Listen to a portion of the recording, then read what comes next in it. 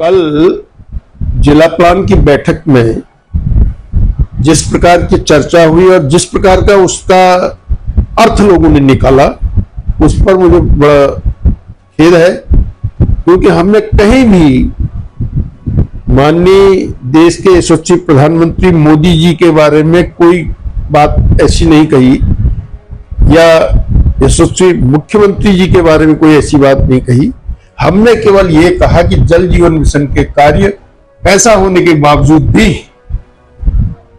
ठीक ढंग से नहीं हो रहे हैं, इनको व्यवस्था करें। अब इस बैठक में भी अगर इस तरीके की बात नहीं करेंगे तो कहां करेंगे।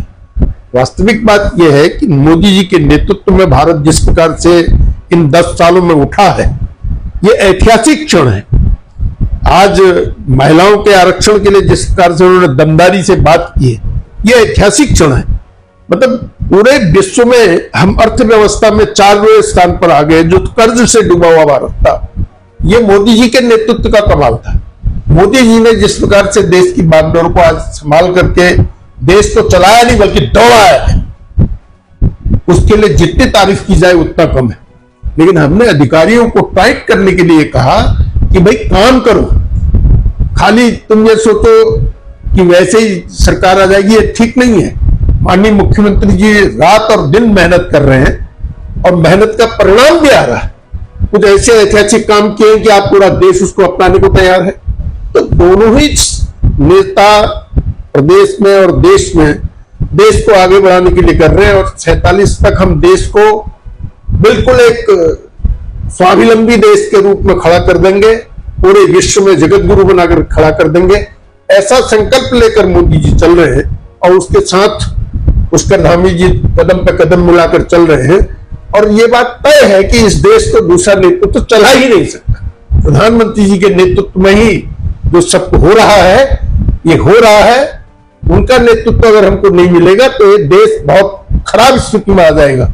हम चाहते हैं कि बहुत लंबे समय तक श्रीमान नरेंद्र मोदी जी का नेतृत्व भारत को मिले और भारत ऊंचाइयों को छुए। ये जो कल की बात है, इसको तरोड़ मरोड़ के कहा गया है। हमने केवल अधिकारियों को सख्त निर्देश दिए हैं कि काम करो, उसको गलत तरीके से पेश किया गया है।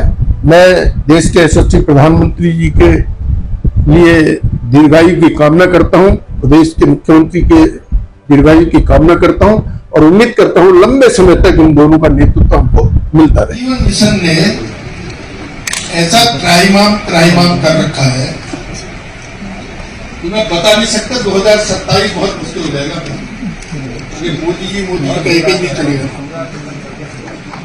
एक तो बहुत गलत काम क्या किया, पहले मोहल्ले की गलियां खोदी, फिर राइजिंग लाइन खोदी, फिर नलकूप बनाया, अब ओवरहेड टैंक बना रहे। इस प्रक्रिया में लग गए 3 साल। 3 साल से खुदी हुई गली पर लोग घूमे और अभी आगे मुझे नहीं लगता कुछ होगा। लेकिन अधिकारी यहाँ के बहुत ठीक है, मैं उनको दोष नहीं दे रहा। नहीं क्यों बना रहे,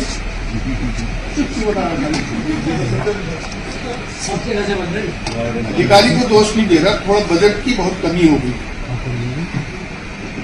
अब उस कारण से अब हम इनको भी जोर से नहीं कह पा रहे। बहुत दिक्कत हो गई है। पानी नल बिछा रखे हैं, पानी बिल्कुल नहीं है और उसके कारण से रोड में चलने लायक नहीं रहेगी। तो सबसे मेरा आग्रह यह है कि इस तरह बहुत गंभीरता से काम करें।